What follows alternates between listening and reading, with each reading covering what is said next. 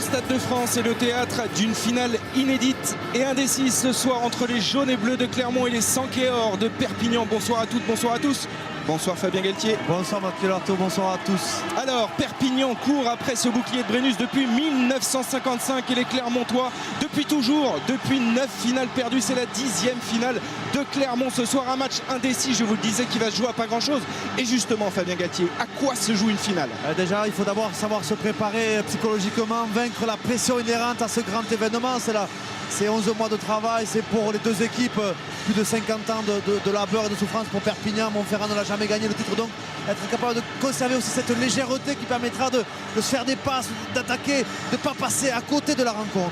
Oubliez le rouge et noir des Toulousains, le rose du Stade Français ou encore le rouge et blanc de Biarritz. C'est vrai, depuis 15 ans, ces trois clubs trustaient tous les titres, Fabien, mais ce soir on va avoir un nouveau champion de France. Est-ce l'année de Clermont ou l'année de l'USAP? Et ça, c'est toute la question. Vous voyez ici en gros plan René Fontès, le président de Clermont, accoudé à ces joueurs de Clermont avec le capitaine notamment Aurélien Rougerie qui ont pris place face à la tribune présidentielle. Je crois que Paul Gauze, son vis-à-vis, le président de Perpignan, est aux joueurs.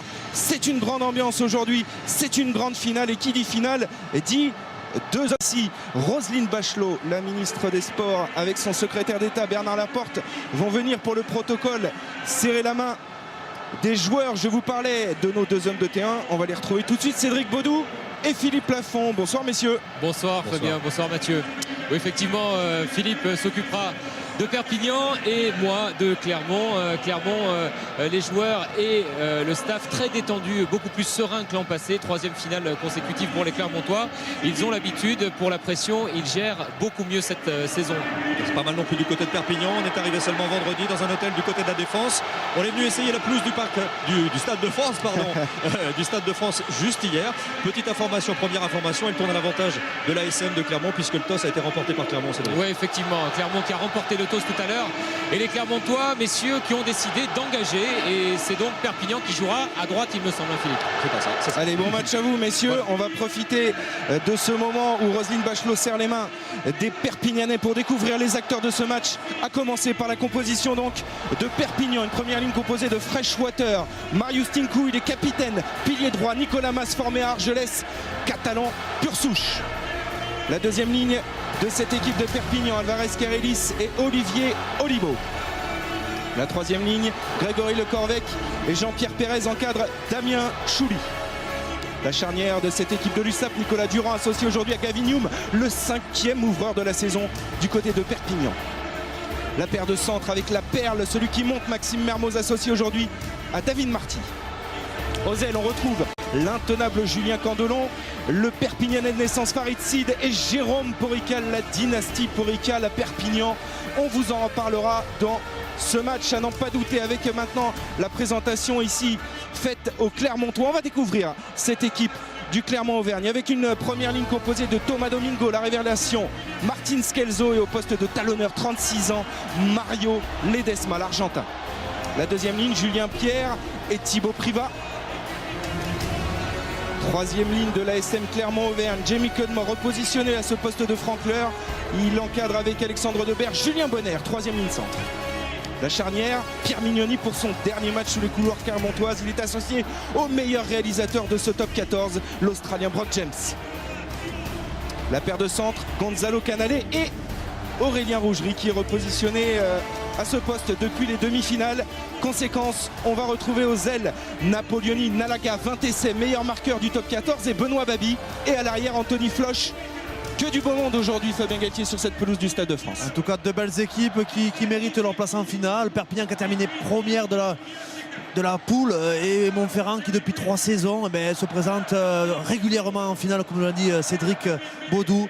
Ce sont deux équipes qui sont ambitieuses dans le jeu, qui produisent énormément de jeux, qui ne devraient pas nous décevoir parce que les conditions climatiques sont très bonnes. Il n'y a pas de pluie, il n'y a pas de vent. On va jouer au rugby ce soir. Ouais, c'est un stade en ébullition, tout de jaune et bleu et de jaune et rouge de l'autre côté. Les deux villes sont dans l'attente. Vous allez le voir avec ces images proposées par Jean-Marc Lénoret. Place de Jaude à Clermont ou devant le Castillet à Perpignan. C'est chaud, bouillant partout ce soir. Évidemment, on attend le sacre de premier. C'est la 10e finale de Clermont ce soir et Perpignan de l'autre côté qui tourne qui court après ce bouclier depuis 1955. C'est bouillant, mais dans quelques instants ici, tout le monde va se taire et rendre hommage évidemment aux victimes du vol AF 447. Vous avez suivi évidemment cette triste nouvelle cette semaine et tout le Stade de France aujourd'hui va rendre hommage aux 228 victimes de cette catastrophe aérienne.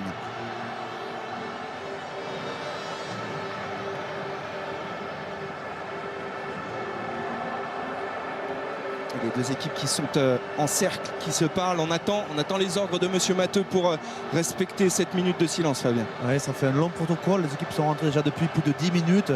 Et là, il faut être capable de rester concentré, ne pas laisser de jus, rester lucide, léger. Oui, messieurs, petite info, puisqu'on a quelques minutes devant nous. Bernard Laporte, tout à l'heure, a tenu à embrasser son ancien adjoint de l'équipe de France, Jacques Brunel. Et il a ensuite fait demi-tour vers le banc de Clermont. Mais Vern Cotter étant déjà dans la tribune, il a pu le saluer.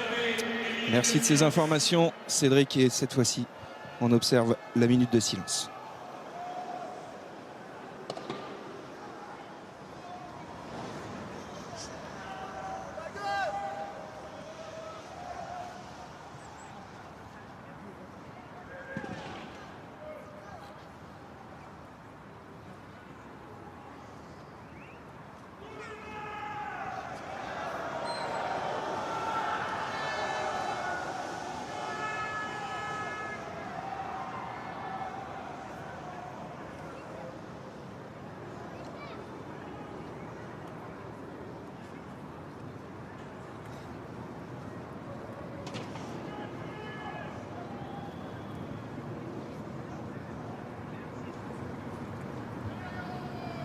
Merci. Une minute de silence perturbée par quelques imbéciles. Il y en a toujours dans les stades malheureusement, mais les Clermontois qui ont été touchés tout particulièrement par cette catastrophe, puisque 3 personnes du groupe Michelin étaient dans ce vol. Et évidemment, ils ont envie de dédier ce match aux familles des victimes, avec le regard vers le ciel également du Perpignanais Maxime Mermoz, formé à Toulouse, l'étoile montante cette saison dans les rangs de l'USAP. Gros plan sur Mario Ledesma aussi, 36 ans, qui va disputer peut-être sa dernière finale, qui sait. Et l'arbitre de ce match, vous le découvrez ici en gros plan, il s'agit de Jean-Pierre Matteux du comité Armagnac-Bigorre. Il arbitre en tout cas à 41 ans. Il sera associé aujourd'hui et assisté par monsieur Franck Massiello et Bruno Bessot. Voilà, les acteurs sont prêts, on prend place sur le terrain. Les Clermontois, comme vous l'ont dit tout à l'heure, Philippe Lafont et Cédric Baudou ont remporté le toss. Ils vont donc engager avec Brock James, le maître artilleur, meilleur réalisateur du top 14, qui a fait un grand match face à Toulouse en demi-finale. Il faut faire un grand match, il faut que les ouvreurs, les leaders, les meilleurs joueurs de l'équipe jouent leur meilleur rugby pour porter l'équipe au sommet, pour porter l'équipe en finale et pour porter l'équipe au titre. Et Brock James aura un rôle important aujourd'hui. Et un grand absent dans les rangs de l'USAP, évidemment, c'est Dan Carter qui s'est blessé après 5 matchs seulement. C'est parti pour ce Clermont-Perpignan. Finale du top 14 2009 avec une récupération de balle des Perpignanais tout de suite mis sous la pression des Clermontois. Ils ont perdu le ballon. On va attaquer de suite du côté clermontois. Le ballon sort doucement, je vois Brock James se replacer, le drop peut-être. Ouais, peut-être Brock James en position de drop d'entrée.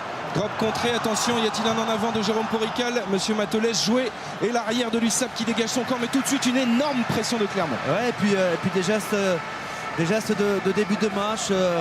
C'est rare de voir Brock James rater un drop de telle manière, complètement dévissé. C'est la pression, il faut évacuer cette pression, cette longue attente. Ils ont passé plus d'un quart d'heure, toute une journée à attendre le match du soir. Lancé en début d'alignement, prise de balle de Julien Bonner. Pour les Clermontois, nous sommes dans le camp de Perpignan. Ballon mis à disposition de Pierre Mignoni, on le voit, il est là le ballon. On va sans doute en remettre une couche avec la charge maintenant de Julien Pierre. Mignoni qui libère pour Brock James, la chandelle, la première du match, elle est bien tapée. On va tester le troisième, la solidité en l'occurrence. Julien Candelon, je crois, qui est à la réception de ce ballon, et ça chauffe à la réception de cette balle. On est entré en plein dans le vif du sujet après une minute à peine ici au Stade de France. Oui, c'est pas bien grave. Petit chauffouré suite à la pression exercée sur Julien Candelon, qui a été impeccable. Il me semble que c'est plutôt Farid Sid. Peut-être. À vérifier sur le ralenti. Et prise de balle impeccable sous la pression. C'est Farid Sid justement. Farid Sid qui doit maintenant, comme il a fait annoncer le marque, il doit taper lui-même en touche ou alors faire la passe dans l'axe. D'ailleurs, il hésite. Je prends le pied, il a dit je prends le pied, c'est moi qui tape en touche. Farid Sid, l'un des nombreux joueurs de l'USAP à être né à Perpignan. Et le coup de pied qui ne trouve pas la touche. Récupération, flush avec le premier ballon touché par Napoleoni. Nalaga, attention dégâts. Un combat âpre au-dessus de la zone plaqueur. Il y a des casques qui volent d'ailleurs et Monsieur Matteux va intervenir parce que Julien Bonner était sur la transmission de balle et il se plaint, Julien Bonner. Et le masque qui a volé, je ne sais pas à qui il appartenait. Un Catalan. On revoit là le 1 contre 1 et la relance Napoli Nalaga qui ne tape pratiquement jamais dans le ballon. Et là sur la zone de ruck, c'est vrai qu'il y a beaucoup de combats, beaucoup d'agressivité. Napoleoni Nalaga, longtemps incertain cette semaine, il avait été touché au genou gauche en demi-finale face à Toulouse. Finalement, il tient bel et bien sa place ce soir au Stade de France. Attention. Le premier mêlée du match, Fabien. On parlait de l'importance de ce secteur de jeu. La zone de combat, la zone de gain du ballon, l'affrontement, la première mêlée, zone de paquet qui devrait faire jeu égal aujourd'hui. Commandement. Voilà, on n'a pas respecté du côté catalan les commandements. Vous savez qu'il y a un ordre à respecter. Flexion, stop, toucher, entrée. Flexion, stop, toucher, entrée. Martin Scelzo reste au sol, je crois, du côté de Clermont. Oui, effectivement, Mathieu, c'est sur l'impact, sur l'entrée en mêlée, effectivement, il a subi un choc. Et attention parce qu'il a longtemps été blessé cette saison, Martin Scelzo, notamment à cette épaule gauche là. Ah oui, alors on voit nettement, il a été électrifié par Perry Freshwater. Regardez sur cette loupe, la culbute. Ah, ça a peut-être craqué. Hein.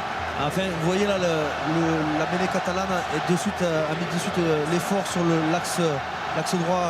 Montferrandais, le talonneur était orienté avec son pilier gauche sur le droitier. C'est souvent là qu'on cherche à faire flancher l'adversaire. Martin Scelzo, lui, avait respecté le commandement. Alors Zirakashvili est là pour pallier éventuellement bien cette blessure de Martin Scelzo, ce qui serait un coup dur d'entrée pour les Clermontois dans cette finale. Oui, Mathieu Zirakashvili qui est le 23e sur la liste de Clermont, puisque en championnat on a le droit à un 23e homme. Depuis cette saison, c'est nouveau. En première ligne, on pour éviter voilà, que les mêlées ne soient simulées. Et ce sera Sébastien Bozzi du côté de Perpignan. Petite info, Nicolas Mas jouera sans numéro dans le dos, vient de changer son maillot, qui a souffert dans le premier contact. Vous voulez dire que Bozzi est le 23e homme, c'est ça? Bozzi le 23e homme. Et Nicolas Mas jouera sans numéro dans le dos désormais. C'est autorisé à partir du moment où il n'y a qu'un joueur qui ne porte pas de numéro dans chaque équipe. Alors, sur la pelouse. Martin Scelzo s'est relevé. Mais là, il faudra attendre. Là, il se relève parce qu'il veut jouer. Il faudra attendre au moins 10 minutes pour savoir s'il peut encore jouer là. Parce que je pense qu'il a quand même souffert sur cet impact. Vous avez vu, ses pieds ont décollé du sol. Il était coincé entre la pression de sa seconde ligne et la pression de la première ligne adverse. Il a dû vraiment souffrir physiquement. L'épaule, la colonne vertébrale. On rappelle un petit point de règlement, Fabien, c'est un bras cassé, donc on ne peut pas tenter la pénalité. Donc on monte une chandelle du côté de Brock James. Très bien tapé, très bien tapé.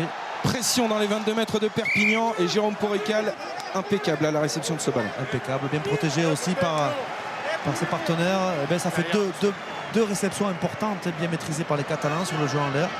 Ils ne sont pas très grands, Farid Sid c'est pas très grand, Jean Poquin non plus, mais qui était très bien placé. Allez, cette fois-ci, Jérôme Porical va trouver une touche qui va me donner l'occasion. Je vous parlais de la dynastie des Porical à Perpignan, alors que l'on revoit ici cette belle réception de Jérôme. Son grand-père Paul a été champion en 1938 avec l'USAP.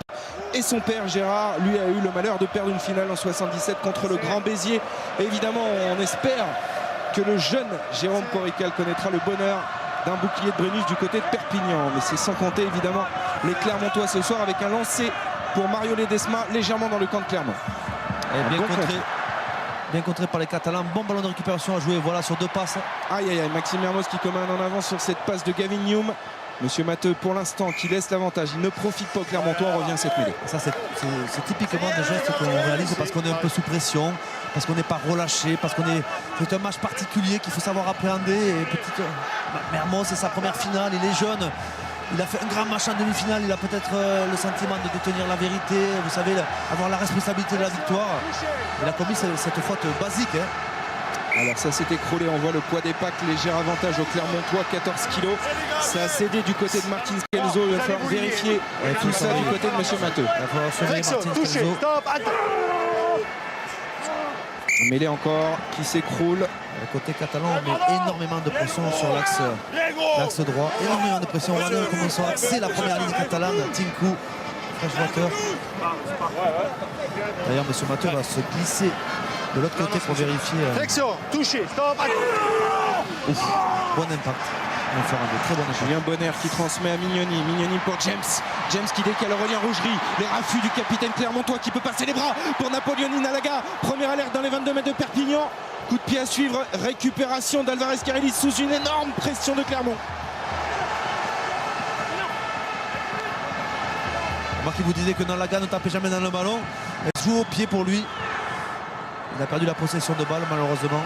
Et Gavin Hume dans son embut qui trouve une touche. Va-t-il la jouer rapidement? Brock James, non, il s'est ravisé finalement. Mais très grosse pression de Clermont dans ce début de match. Très belle attaque en première main avec une sautée pour Rougerie qui a cherché son ailier Nalaga. On va le chercher souvent Nalaga. C'est le joueur qui marque le plus d'essais dans le championnat de France. C'est un jeune Fidjien. 20 essais cette saison, 14 l'an passé. Mais Nalaga qui a rarement été décisif dans les matchs importants, les matchs, les demi-finales, les finales. Très surveillé. Et peut-être que les Montferrandais le cherchent trop vite. Il faut être patient. Il faut savoir s'appuyer sur justement ce joueur pour jouer autour de lui. Une bonne conquête encore en touche du côté de Clermont avec un ballon mis au sol peut-être à la disposition de Pierre Mignoni. Je vois Mario Ledesma qui va peut-être relever cette balle. Super Mario dans le fermé à la charge sur Olivier Olibo. Et on insiste même sens dans le petit périmètre avec la charge maintenant de Martin Scelzo. Mignoni avec Julien Pierre. Clermont qui imprime le rythme dans cette finale. On insiste avec Thomas Domingo, il était attendu là auprès. Voilà, c'est début de match, c'est des zones difficiles à franchir, mais bon, l'affrontement diminue l'adversaire physiquement, consomme les défenseurs auprès pour libérer des espaces au large.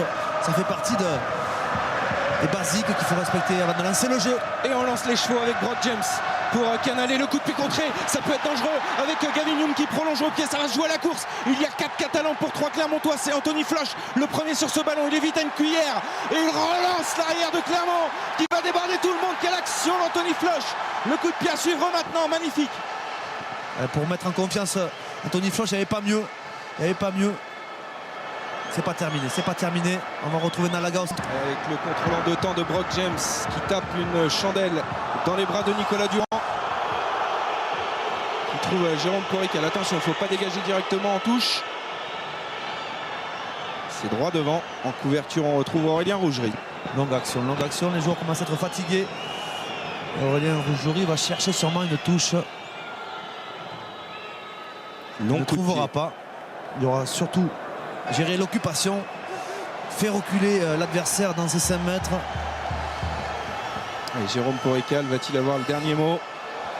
Ouais, l'arrière catalan qui va trouver une touche, mais effectivement, on est dans le camp de Clermont, de Perpignan, sous les yeux d'un futur Clermontois, Morgan Parra, sérieusement touché à l'épaule lors de la finale du Challenge européen contre Northampton, alors qu'on revoit cette relance étourdissante d'Anthony Floch. Ouais, suite à un ballon perdu par Canalé qui a voulu jouer au pied. C'était pas le très bon choix là. Il avait un bon ballon d'attaque, il était bien lancé, il avait son arrière qui était venu dans la ligne. En jouant au pied, il a mis son équipe en difficulté puisqu'il n'avait pas de couverture. L'arrière était à son extérieur. C'est des petits gestes de norme maîtrise de se débarrasser du ballon comme ça alors que quelque chose est annoncé. Je vais venir là-bas. Damien Chouli ici en gros plan, il rejoindra comme 5 autres joueurs de cette finale les Bleus de France qui disputeront une tournée dans l'hémisphère sud, à commencer par un match contre les Néo-Zélandais. Et bien ils partiront dès demain matin. Ces 5 joueurs: Aurélien Rougerie, Damien Chouli, Guilhem Guirado, Maxime Mermoz et Nicolas Mas. Un ballon peut-être récupéré par les Catalans sur cette zone d'affrontement. C'est des ballons à jouer ça. Avec Mermoz qui a éliminé 2 joueurs. Le raffut de Grégory Le Corvec. Farid Sid dans le fermé, il est pris, il rebrousse chemin, bien aidé par Brock James. Durand pour Hume. Avec Chouli justement, à la charge il avance. le troisième ligne centre de Perpignan, mais il perd le ballon au contact. C'est un bon ballon de récupération pour les Clermontois avec Aurélien Rougerie qui cadre et qui passe à Benoît Babi. Benoît Babi qui se fait la malle sur le long de la touche. Par-dessus, il a hésité, il est pris par Jérôme Porical, arrêté dans les 22 mètres. Mignoni. Avantage en cours. Oh, si le ballon arrive à Nalaga. Ouais, la passe au pied de Brock James pour le premier essai de Nalaga. Ou quand le meilleur marqueur d'essai inscrit le premier essai de cette finale, il est signé Napoléon Nalaga. Ah, quelle superbe action. Quelle superbe action des Montferrandais. La relance, le contre-attaque des Catalans, puis encore le ballon perdu sur le contre-attaque. C'est Benoît Babi qui a fait la différence. Cadrage débordement sur 5 mètres accéléré. Il aurait pu se débarrasser du ballon, non, il va le conserver. Derrière, le soutien va lui permettre de libérer le ballon dans le mouvement, dans le bon tempo. Mignoni écarte pour Borges qui a vu Nalaga à l'extérieur qui va faire une grande passe au pied, une diagonale. Nalaga avait les jambes à faire la différence. Ça commence bien pour Clermont. Ouais, et la joie, place de jeu de 21e essai de Nalaga. Les deux hommes clés de cette équipe de Clermont. Bien évidemment, il y a le magnifique travail de Benoît Babi, mais derrière la lucidité de Brock James, le meilleur réalisateur de ce top 14 qui distille 7 pieds pour le meilleur marqueur du championnat. Nalaga, Clermont ouvre les débats ici. Quel geste de Benoît Babi, je pense qu'on le reverra au ralenti, ce cadrage débordement d'école. Inter-exter sur Candelon, j'ai l'impression même que s'est fait mal Julien Candelon sur ce cadrage débordement. Un superbe geste qui va faire la différence. Et puis la passe au poulier de Nalaga, deux superbes gestes qui amènent l'essai. Tentative de transformation, Brock James, il ne lui manque plus que 6 points pour atteindre la barre des 1000 points en 3 saisons, du jamais vu dans le championnat de France. C'est bien parti pour Brock James, ça passe. Clermont 7, Perpignan 0 après 11 minutes de jeu ici au Stade de France. Là c'est la dernière action, la dernière phase de jeu avec la passe au pied de Brock James pour Napoléon Nalaga qui va profiter du rebond favorable, de surtout sa pointe de vitesse. Mais juste avant ça, il y avait un Benoît Babi qu'on reverra qui a mené cet essai. C'est bien parti cette finale pour les Clermontois. Voyons maintenant la réaction évidemment des Catalans avec leur envoi effectué et une récupération de Benoît Babi qui a tapé loin devant dans les bras de Chouli. La relance peut-être de Porical qui tape une chandelle. Anthony Floch, impeccable à la réception de ce ballon. Attention parce qu'il a perdu le ballon au contact, récupéré dans un deuxième temps par un partenaire. Nous sommes dans les 22 mètres de Clermont. Mignoni pour James, du pied gauche, loin devant. On cherche à occuper le terrain. On cherche à occuper le terrain du côté. Et puis en avant grossier de Durand. Ça c'est des gestes qui dénotent une forme de pression. Allez, on va vous dire que vous pouvez jouer ce soir avec nous pour gagner un chèque de 5 000 €. Vous envoyez le numéro du maillot du joueur que je vais vous citer par SMS au 6 3003 ou par téléphone au 36 32. Il joue à Perpignan. Il s'agit de Maxime Mermoz. Avec quel numéro de maillot joue Maxime Mermoz dans les rangs catalans? Eh bien, vous envoyez votre réponse par SMS au 6 3003 ou par téléphone au 36 32. Et le jeu est arrêté, messieurs, parce qu'on est en train de soigner Anthony Floch qui a pris un coup sur le nez, visiblement. Superbe cadrage débordement. Alors on voit, excusez-moi de vous couper, Cédric, le superbe cadrage débordement de Benoît Babi a montré dans toutes les écoles de rugby. Benoît Babi qui joue à l'aile, un poste inhabituel pour lui. Et puis la superbe passe au pied. Benoît Babi peut jouer partout derrière. Ce qu'il a fait, c'est exceptionnel. Allez, on revient à cette mêlée. Touché. Alors qu'on est toujours en train de soigner Anthony Floch.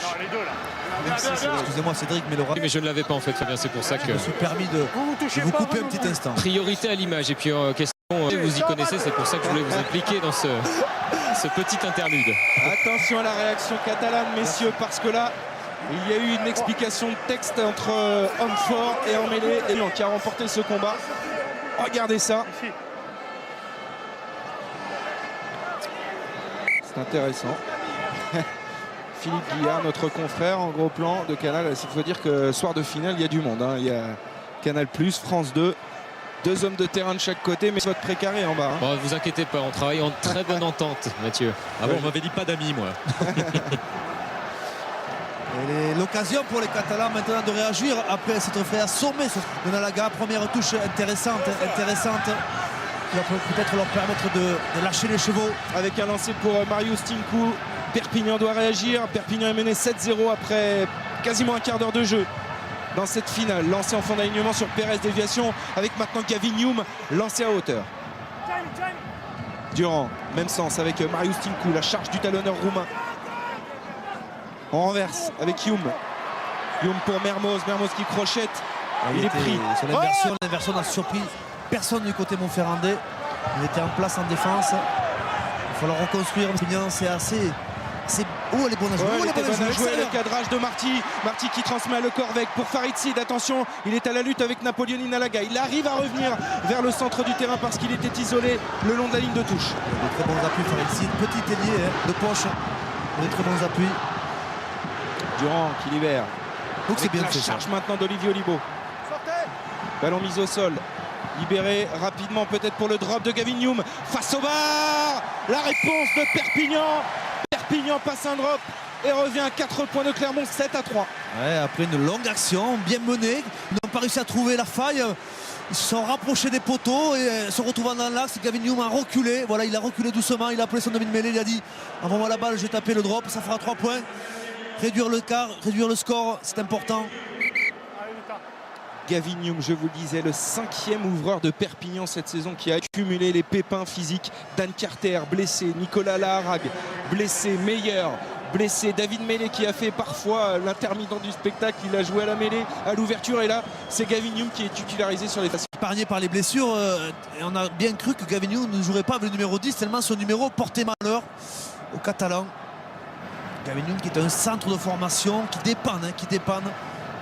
D'ailleurs, on a entendu parler peut-être de Frédéric Michalak. Oui, c'est les bruits qui courent, mais cette annonce a été démentie par le président Paul Gauss pour l'instant, mais sait-on jamais. L'année dernière, il avait démenti l'arrivée de Dan Carter et finalement, il est arrivé. Jean Gachassin est présent, le président de la Fédération française de tennis, qui revient évidemment. Il a 3 finales à gérer ce week-end. Ouais, c'est du boulot pour Jean Gachassin, alors que Jamie Cudmore a des petits problèmes de lentilles. Il a perdu ses lentilles. Ouais. Surtout, il y a le problème de doigts qui sont beaucoup trop gros pour ses lentilles. Alors qu'on revoit le beau cadrage débordement aussi de David Marty. Et il y avait une petite passe en avant, passe en avant, mais moi j'aime bien qu'on laisse jouer ces passes au cordeau. Très à hauteur, très à hauteur. Cette belle déviation de Pérez en fond d'alignement pour son demi-mêlée. C'est propre techniquement, il y a de beaux gestes, on se régale. Et ça part sur de bonnes bases, Fabien. 15 minutes, déjà un essai pour Clermont, 7-3, et ça joue dans les deux côtés avec un renvoi effectué par Brock James. Oh, superbe. Ce qu'a fait Farid Sid, superbe. Le funambule. Oh là, quelle vitesse. Énorme. Quelle action de Farid Sid, l'ailier de poche de Perpignan qui passe au sol, libération. Si ce jeu peut se transformer rapidement, c'est fait maintenant avec Nicolas Durand pour Mermoz et les Catalans qui reprennent du poil de la bête dans cette finale. Durand pour Tinku. Alors qu'un joueur catalan est resté au sol. Farid Sid qui malheureusement n'est pas à son poste. Gavin Youm est passé au sol. Il se tient l'avant-bras, Farid Sid, et pour l'instant, il ne s'est pas remis debout. C'est l'épaule. Ça fait mal, et alors que les Catalans ont été pénalisés sur leur propre précision de balle. On va vous expliquer la faute sifflée. D'abord, on va revoir cette superbe relance depuis ses 22 mètres. Farid Sid qui est un ailier qui est remuant, qui a des jambes. Catalan, bien évidemment. Et là c'est sur la chute et sur la libération. Il se fait mal à l'épaule. Il tombe mal, il tombe très mal. Superbe ce qu'il a fait. Demi-tour sur la prise de balle, élimine Nalaga son vis-à-vis. Et là, il grille tous les avants dans le couloir des 5 mètres avant de repiquer au centre. Alors, il nous régale pour le moment. C'est une action de classe. Sid et les Catalans. Farid Sid qui s'était exilé à Brive pendant 5 saisons, il est de retour. Il est même passé par Colomiers. Il est passé par Colomiers, effectivement, il est de retour sur ses terres natales. Il est né à Perpignan. C'est un très bon joueur. Et alors, juste la pénalité, on n'a pas vu le ralenti, mais c'est un joueur catalan qui est venu protéger de manière illégale puisqu'il a plongé sur le porteur de balle. Malheureusement, ils ne sont pas récompensés de leurs efforts, mais il y a eu une faute qui a été sifflée. On n'a pas besoin des images avec vos analyses, Fabien, on comprend tout. Sous les yeux de Dan Carter qui quittera la France mardi, il retournera en Nouvelle-Zélande.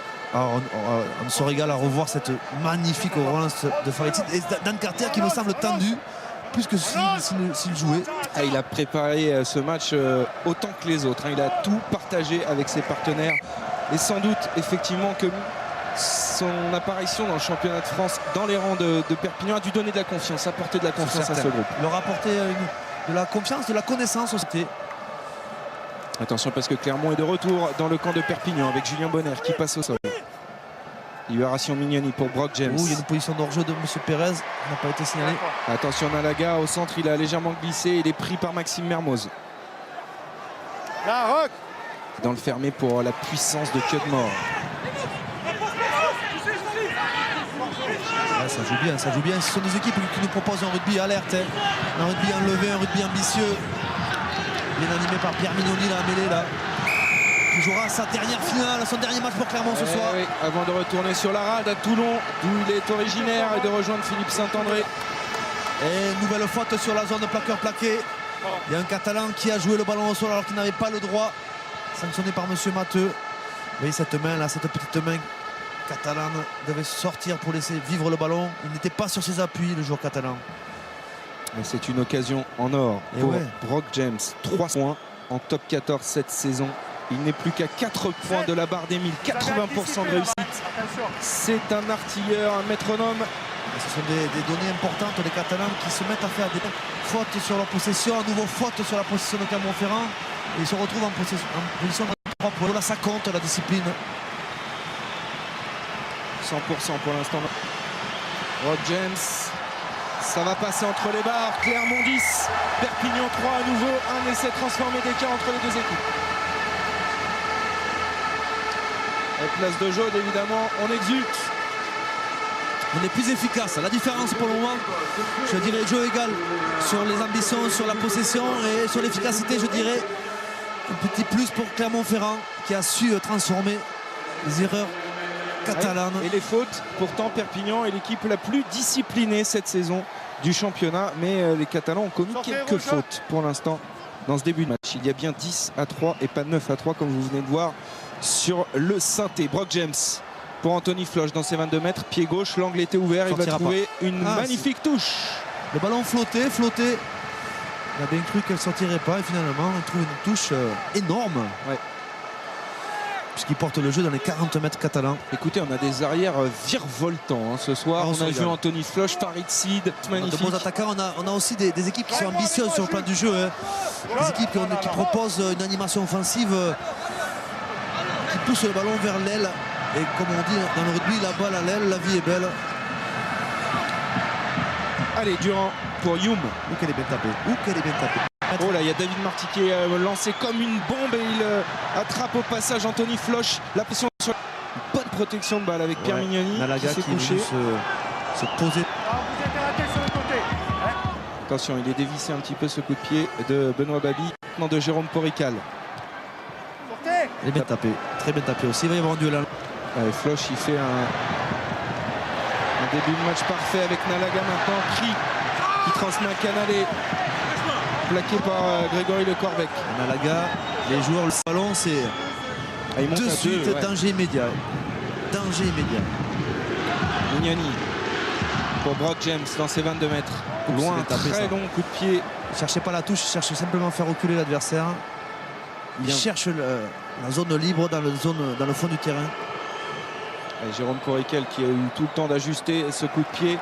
Oh, il avait envie de la jouer vite. Anthony Floch, il assoit l'arrière de Clermont. Elle est nos deux arrières, là. Nos deux jeunes arrières français, à noter. Ils sont ambitieux, sont bien, sont dans le match et remontent les ballons pour leurs équipes.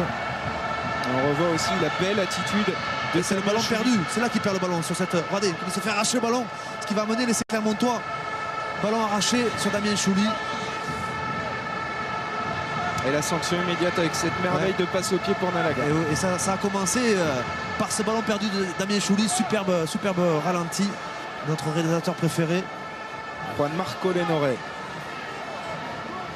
Allez. Super Mario qui a les clés du camion sur ce ballon. Il ne veut pas le transmettre à Pierre Mignoni. Épreuve de force imposée par les Clermontois. Sur ce maul, ce groupé pénétrant. Oui, c'est rare de nos jours, c'est rare parce que vous savez qu'on a le droit d'écouler les ballons portés. Ce qui ne sera plus le cas la saison prochaine. Ouais. Mignoni par-dessus. Allez, son pied gauche. C'est un gaucher. Duel 1 contre 1. Attention parce que Candelon il a été pris légèrement en l'air. Ouais, mais Monsieur Matteux qui laisse l'avantage. Ouais, Benoît Babi intelligemment s'est sorti. Hein. Il a vu qu'il faisait faute, il s'est sorti. Durand qui feinte la passe, il tente de faire les bordures et refouler Nicolas Durand. Ça s'appelle un faux trou. Voilà, ça c'est la spécialité de Cédric Baudou. Aura, Grégory Le Corvec. Toujours pareil, Aura, fête de passe et puis Aura dans son camp, c'est ça? Exactement. Allez, Durand peut-être dans la boîte. Il est en position, c'est parti.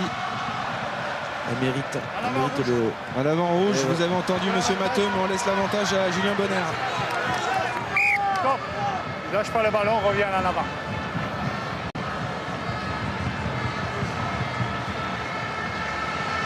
Alors Fabien, je sais que vous aimez jouer, mais vous n'avez pas le droit ce soir pour gagner un chèque de 5 000 €. Vous envoyez le numéro du maillot du joueur par SMS au 6 3003 ou par téléphone au 36 32. On change de camp cette fois-ci du côté de Clermont et il y a un petit piège ce soir. Avec quel numéro de maillot joue Aurélien Rougerie? Envoyez votre réponse au 6 3003 ou par téléphone au 36 32. Il y a un petit piège concernant Aurélien Rougerie ce soir sous les yeux de Patrice Lagisquet qui, paraît-il, selon quelques indiscrétions, pourrait faire son retour l'année prochaine au Biarritz Olympique. À quel poste? C'est à déterminer. À l'aile? Non, plus en tant que joueur, pas à l'aile. On surveillera ça. Ça fait partie du mercato. C'est un peu une nouveauté ça dans le rugby. Le mercato, maintenant il se passe des choses entre les saisons. Fabien Galtier, vous en savez quelque chose. Vous avez été maintes reprises cette année. Ah, je vous voyais venir, mais... Ah, mais vous ne pouvez pas me quitter, c'est pas possible. Vous êtes quelqu'un de fidèle. Allez, sur la ligne médiane, l'introduction pour Pierre Mignoni. Ouh, la bonne mêlée côté fermé. Ouais, avec Bonner. Il va falloir vite ressortir le ballon pour inverser le jeu. Il faut tourner le jeu, on est bord de touche, il va falloir tourner le jeu. Comme il n'y a pas de vitesse, ça va être du défi, du combat. Auprès d'abord. Oula, les Desma, il était attendu. Julien Pierre arrive à la rescousse. Le raffut de Julien Pierre, l'ancien bergalien. Le 5. Pénalisé, il s'est un petit peu isolé, malgré lui, du soutien. C'est le 5, c'est son soutien. Puis mauvais réflexe de Thibaut Privat alors qu'il avait gagné son duel sur sa passe intérieure de Desma. Il est allé au sol et puis là vous allez voir, voilà. On plonge. On était en retard, hein. Le premier contest c'était un adversaire et donc on a plongé. Les réflexes à travailler. C'était Thibaut Privat, 6e saison avec Clermont, sa 3e finale internationale. Thibaut Privat, il avait remporté le Grand Chelem en 2002 avec l'équipe de France, on s'en souvient. Vous jouiez encore. Et oui. Quelques années ont passé. Allez, lancé Marius Tinkou. 25 minutes de jeu dans cette première mi-temps. 10-3 pour Clermont. Vous étiez Benjamin à l'époque. Oh non, j'étais un petit peu plus vieux que ça quand même. J'étais en junior.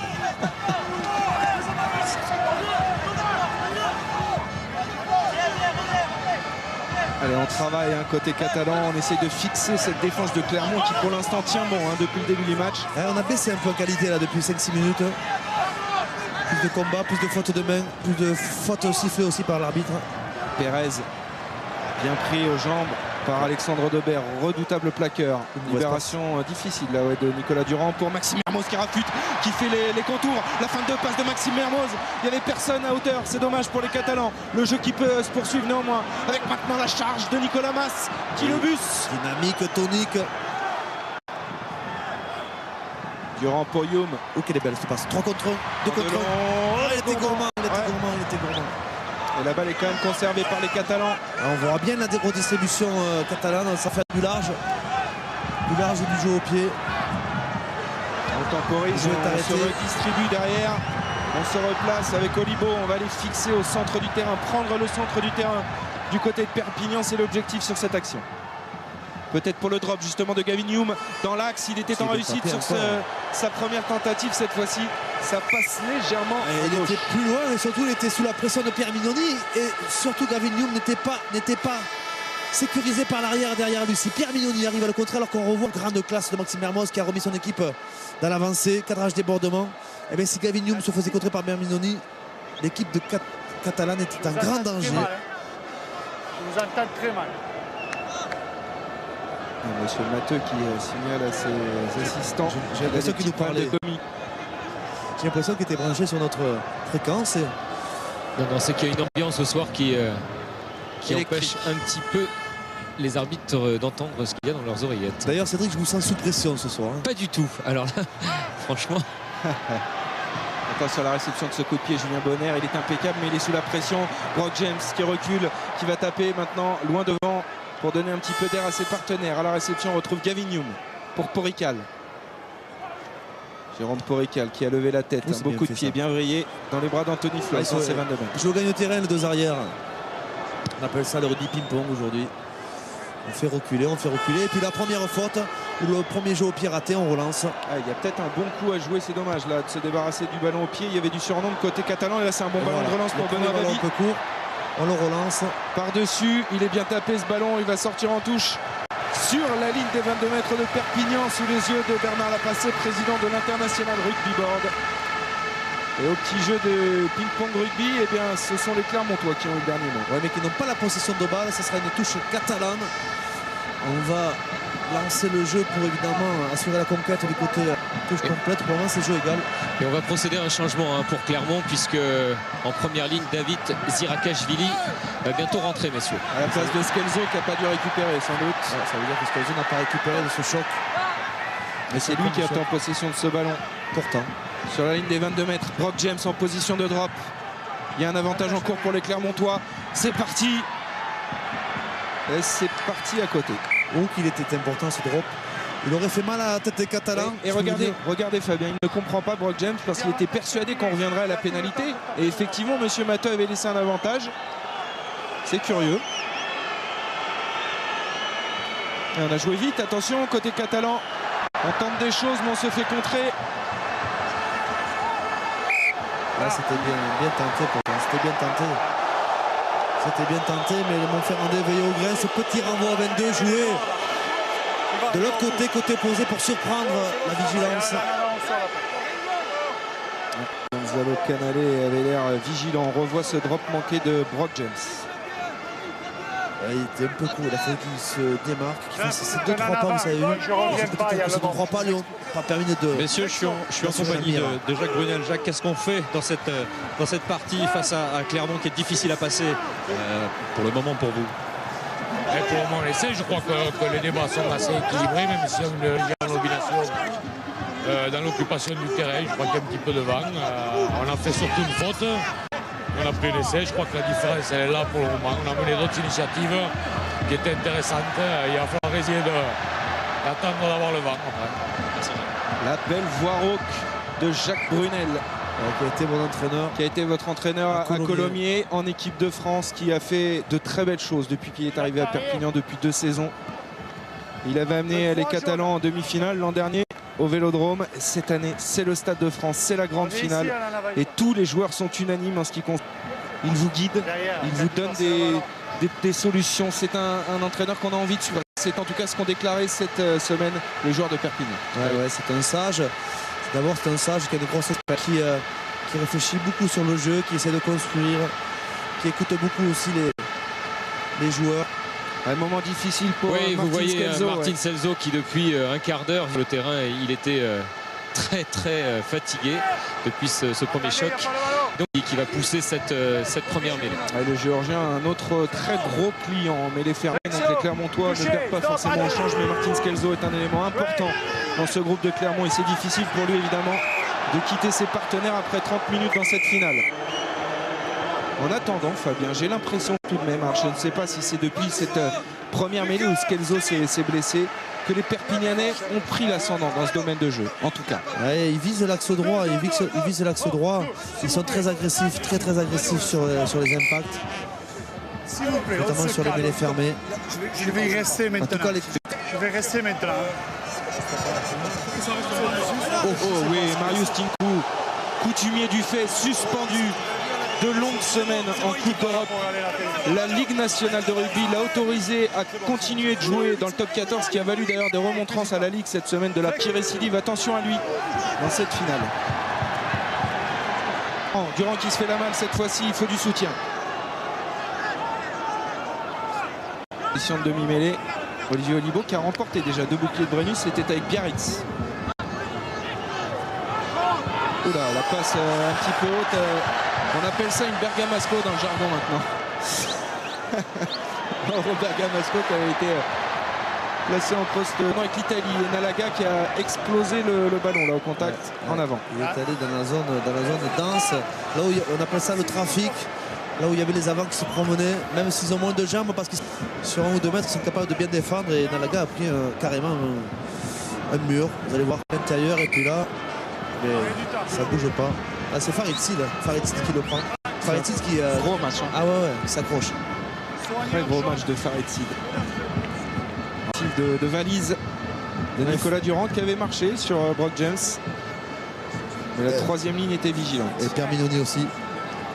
Perminoni qui joue sa troisième finale. Troisième finale en 6 saisons à Clermont. Verne Cotter, le sorcier. Et le jeu est arrêté parce qu'on est en train de soigner un joueur de Clermont. Il s'agit de Mario Ledesma, il me semble, pour un léger saignement visiblement. Eh bien, dites-moi, il y a un petit peu de casse à l'instant à Perpignan, ça tient bon.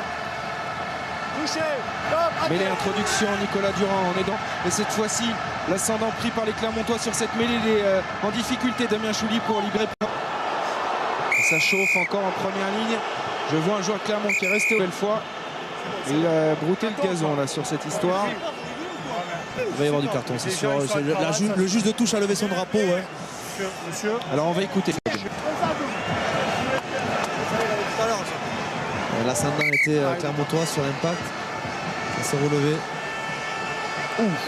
Il y en a dans les deux camps. Hein, parce que Thibaut Priva, il nous a. Échange de coups entre le 2 jaune et le pilier qui n'a pas de numéro rouge. D'accord. Le premier c'est le jaune, le deuxième c'est le rouge. D'accord. Pénalité et réprimande verbale. Pénalité contre le premier c'est le jaune. D'accord. Vous avez entendu les explications de Franck Massiello à Monsieur Matteux. Alors certes, Mario Ledesma était au sol du côté de Clermont, mais le premier fautif, c'est un jaune. Je ne suis pas certain. Je suis pas certain que le touche le ralenti, c'est intéressant. Moi, je vois plutôt. Vous qui mettez le premier coup, donc vous allez la dîner. C'est ça à 15 ans. Je pense qu'ils sont trompés. Ça ne s'est pas passé comme ça. Moi, je crois qu'ils ne se sont pas trompés. Regardez. Là, la mêlée va tourner. Et là, je vois. Regardez, c'est ça, la mêlée. Tinkou, voilà, Mas, Priva. Voilà. Et Mario Ledesma dans un grand moment nous a fait une petite. Il n'a pas été récompensé pour son rôle. Il n'a pas eu la palme d'or. Il était pas mal, le vieux Briscard. Je pense que les Catalans vont essayer de. Les Montferrandais vont essayer d'attraper Tinkou. On l'a bien vu. On sent de suite une concentration de joueurs jaunes au-dessus de Tinkou. Allez, bonne défense avec cette attaque première main des Clermontois avec David Marty, avec Porical lancé, intercalé dans la ligne de Julien Candelon. Il a du mal, Julien Candelon. Il n'est pas dans son match, contrairement à la demi-finale où le premier cadrage débordement de Benoît Babi lui a peut-être sapé le moral. Là, il avait un ballon qui était quand même fermé. Hein. Ça glissait bien côté Clermontois, mais vous avez vu, il a eu du mal à le contrôler. Il a perdu sur la possession. Est-ce qu'il y a une mêlée introduite sur le camp de Clermont? Mais les chahutés, Julien Bonner en difficulté à nouveau sur cette libération de balle. Il résiste au premier plaquage. Une pression énorme sur les mêlées catalans. James dans ses 22 mètres, il ne peut pas taper directement en touche. C'est bien fait. Porical. Chandelle. Julien Bonner sous la pression maintenant défensive de Julien Candelon.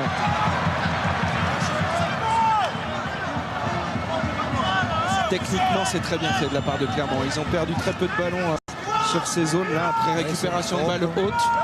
Pas de faute. Peu de fautes au sol aussi. Peu de fautes sur la discipline. Bonne occupation du terrain. Brunel, il y a égalité à peu près sur les ambitions. La différence se fait sur l'efficacité et puis sur et peut-être l'expérience. L'expérience des finales perdues précédemment. Bernard Gouta. Donc Jacques Brunel dit le plus grand bien. Gros travailleur. Assistant de Jacques Brunel, ancien capitaine, emblématique de cette équipe de l'USAP. Dont une tribune porte son nom à Perpignan. Exactement. Allez, un lancer à suivre sur la ligne médiane pour Super Mario Ledesma. Son frère Pedro a été champion de France avec le Stade français. Évidemment, l'aîné des frères Ledesma espère connaître ce bonheur avec Clermont. Il vient de rater son lancer. Vous l'avez mis beaucoup de pression. Il a raté son lancer. Il n'était pas droit. Vous savez que le ballon, couloir entre les deux alignements pour être disputé. Là, il était sur l'alignement jaune. Interdit formellement par la règle. Et mêlée pour Nicolas Durand, pour les Perpignanais sur la ligne médiane. Et regardez le roublard, Pierre Mignoni qui a perturbé cette Julie. C'est un travail collectif, un travail collectif de l'axe gauche d'abord de Clermont-Ferrand qui a avancé légèrement pour faire ce qui a permis à Pierre Mignoni d'être. Voilà, vous allez voir l'axe gauche qui avance, c'est Clermont-Ferrand et Pierre Mignoni qui va le récupérer dans ses bras lorsqu'il va vouloir mettre la main sur le ballon. Voilà. Bon travail collectif. Et la pression exercée maintenant par les Catalans. Voilà, maintenant c'est au tour de l'équipe qui n'a pas le ballon. Vous savez que lorsque le talonneur lève le pied pour talonner la balle, ça fait une poussée de moins. C'est là qu'on essaie de fragiliser l'édifice. Assez technique, hein, la mêlée. Elle est sortie là. Elle est sortie, signale Monsieur Matteux. À disposition de Pierre Mignoni ce ballon. Il va combiner derrière avec Aurélien Rougerie. Aurélien Rougerie tout de suite sur l'aile de Nalaga. Il est attendu par Farid Sid qui fait un très gros match défensif également parce qu'il faut se le coltiner, hein, ce Nalaga. On revoit cet impact là, ce travail à la fois de force et de technique individuelle et collective.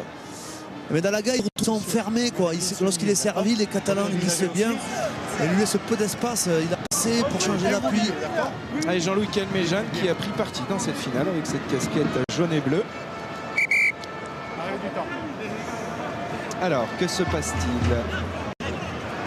Nos hommes de terrain sont sur le coup, je le sens. Cédric Oui, Poutou un BC du côté de Clermont, c'était resté au sol. Donc, eh bien, on attend le flanqueur de Clermont pour pousser la mêlée. La présence de Alexandre Debert qui est un joueur de l'ombre. 10e saison. Qui assure de superbes matchs. C'est un troisième ligne gratteur. C'est un joueur que vous ne verrez pas énormément ballon à main, mais qui plaque. Il fait beaucoup de boulot obscur, qui conteste les ballons. Pour ceux qui ont suivi un petit peu la coupe, c'est un peu l'équivalent de Shenzhen. Durand. Superbe. Vous m'impressionnez le jour. Le petit coup de pied par-dessus dans les bras de Benoît Papy. Oh la bonne balle, oui. Bon ballon de relance là pour Anthony Floch. Il a le rebond, attention Anthony Floch. Ouais, trop peu au dernier moment. Et maintenant c'est Jérôme Porical au milieu d'un amas de joueurs jaunes. J'aime bien les deux arrières, ils se rendent coup pour coup. Hein. Coup pour coup. Il y avait du monde sur les extérieurs, c'est dommage. Ah, c'est pas terminé. C'est pas du goût de Jacques Brunel qui voulait ailleurs. Freshwater est passé au sol. Libération Durand. On renverse maintenant avec Young. Young pour Pérez. Il y a encore un surnom. Pérez ne frappe à la passe. Grosse charge de Pérez sur Canavé. Il avait collé le ballon sous l'épaule. Ah, pénalité. Pénalité pour Clermont à 1 minute 30 de la fin de cette première mi-temps. Ouais, Alexandre Debert qui s'était mis en position de contest. Vous allez voir ce plaquage. On voit bien qu'il va pas faire la passe. Et Audebert va profiter de sa chute au sol pour se mettre en position de contest. Voilà, il conteste le ballon, mais l'arbitre avait dit ruck. Donc quand il dit ruck, il faut lâcher. Il ne l'a pas fait. Première faute de discipline. Clermontois.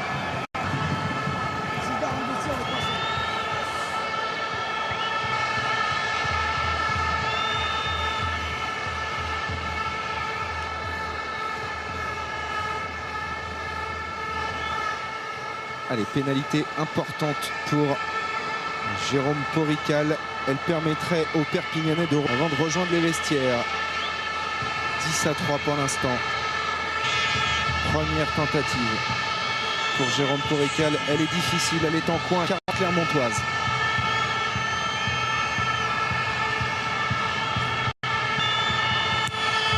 Oh, c'est bien parti, c'est très bien parti, ça passe. Perpignan 6, Clermont 10, le Castillet se réveille. Perpignan est de retour dans cette finale, seulement 4 points d'écart. C'est le bon moment, c'est le bon moment pour les Catalans pour réduire l'écart juste avant la mi-temps. Sur la sirène et le coup de sifflet de Monsieur Matteux qui renvoie les deux équipes au vestiaire sur cette pénalité qui est arrivée effectivement au meilleur des moments pour les Catalans. Fabien, on a vu une belle première mi-temps. On a vu une superbe première mi-temps avec beaucoup d'ambition offensive, mais on n'est pas surpris parce que ces deux équipes ont produit un beau jeu durant cette saison. Elles sont fidèles à leur tradition, fidèles à leur système de jeu. Elles se sont lancées dans l'offensive avec des arrières qui n'ont pas hésité à relancer. Messieurs, oui, Cédric, oui, je suis en compagnie. Ces Perpignanais qui reviennent en fin de première période. Rien n'est fait encore dans ce match. Non, rien n'est fait. De manière, c'est une finale, c'est serré, ça va se jouer jusqu'à la fin. Je crois qu'il faut qu'on arrive à prendre 3 points sur ça. Bon, voilà. Il faut vite qu'on rentre dans le match et qu'on reprenne en défense. Vous avez bien attaqué ce match avec cet essai. Comment reprendre l'ascendant pour remarquer à nouveau? Je viens de dire, reprendre l'initiative. Qu'on ait le ballon ou pas, il faut qu'on qu'on les presse en défense et que quand on a le ballon, on met à mal. On a vu que quelques fois ça marchait, donc il faut continuer. Merci Pierre. Vous écoutez pas Cédric Baudou. Si, Allez, c'est un week-end d'élection électorale. On va se quitter un bref instant pour une petite bande-annonce et on se retrouve ici pour évidemment la suite de cette finale du championnat de France. La finale du top 14 sur France 2 avec Gédimat, matériaux et bricolage.